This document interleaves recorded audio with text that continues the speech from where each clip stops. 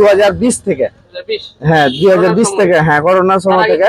Income কেমন করছেন? আলহামদুলিল্লাহ আমি যথেষ্ট ইনকাম, আল্লাহ দেয় আমাকে যথেষ্ট ইনকাম করি আমি এখান থেকে মামা, সন্তুষ্ট মামা। আমি যেটা আশা। আসসালামু আলাইকুম মামা। ওয়ালাইকুম আসসালাম মামা, কেমন আছেন? আলহামদুলিল্লাহ। আপনি কেমন আছেন মামা? হ্যাঁ আলহামদুলিল্লাহ ভালো আছি। এটা হচ্ছে আপনার তো চটপটি মোটামুটি খুবই নাম ডাক শুনতে পাই। জি মামা। সিগারেটটা বলেন একটু দেখান তো চটপটিগুলো কি। এই যে মামা এখন শেষের দিকে মামা। হ্যাঁ শেষের দিকে। কয়টার দিকে শেষ হয় মামা?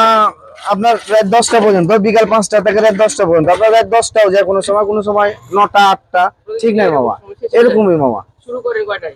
শুরু করি আপনার বিকাল 5টা থেকে। বিকাল 5টা থেকে। জি। আর কি পাচ্ছি? চটপটি আর কি? ফুচকা? জি মামা, চটপটি আর ফুচকা। হ্যাঁ এটা শুধু চটপটির ডাল নাকি ফুচকা ডাল নাকি মামা? ফুচকার ডাউল মামা। এখানে কি আছে? এখানে শুধু ডাউল আছে, ডাউলটা আর সিদ্ধ এখন করেছেন? হ্যাঁ সিদ্ধ করেছি, আর এখন সব মশলা দিব আপনার। আচ্ছা পেঁয়াজ দিব, মরিচ দিব, ধনে পাতা দিব।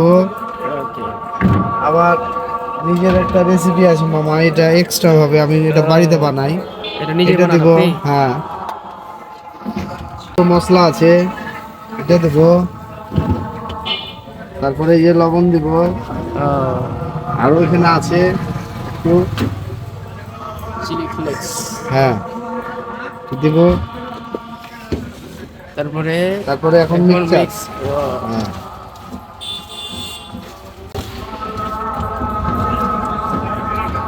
ডাউলটা একটু ভর্তার মতো করে নেব।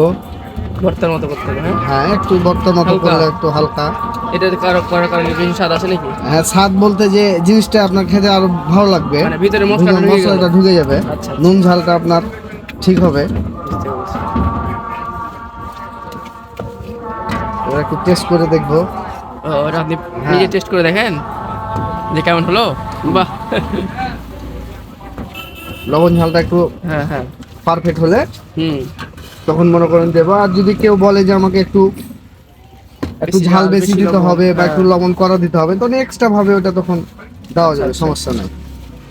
কতদিন ধরে আপনি এখানে ব্যবসা করছেন?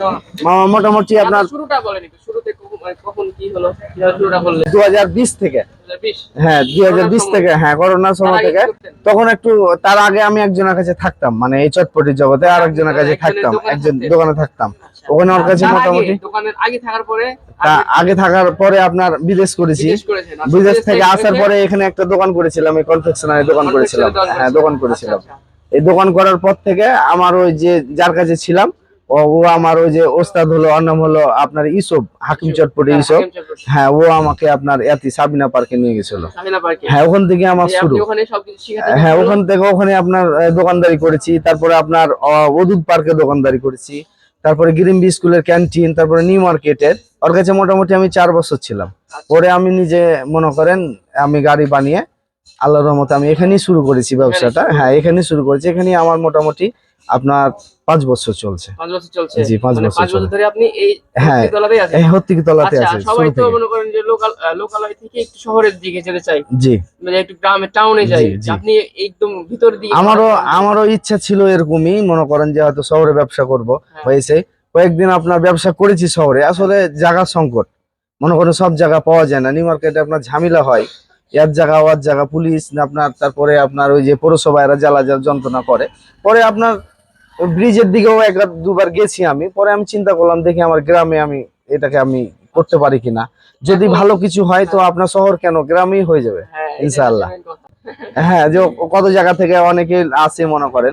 ইনকাম কেমন করছেন? আলহামদুলিল্লাহ আমি যথেষ্ট ইনকাম, আল্লাহ দেয় আমাকে যথেষ্ট ইনকাম করি আমি এখান থেকে মামা, সন্তুষ্ট মামা। আমি যেটা আশা করেছিলাম তার চেয়েও বেশি কিছু হয় আমার। আপনি যদি আপনি বিদেশ যেতে বলে তো আপনি বিদেশ যাবেন?